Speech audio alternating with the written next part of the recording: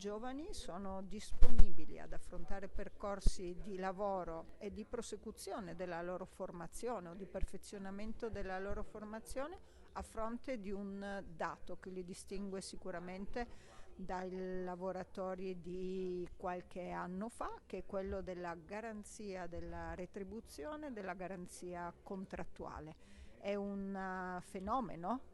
corretto che vediamo sempre più emergere, soprattutto dai dati che rileviamo con l'Osservatorio del mercato del lavoro e che dimostra ancora una volta, se ce ne fosse stato bisogno, che proprio la correttezza del rapporto tra datore di lavoro e lavoratore è alla base di qualsiasi percorso di ingresso all'interno del mercato del lavoro e di permanenza rispetto a competenze che si acquisiscono evidentemente solo terminato il percorso formativo.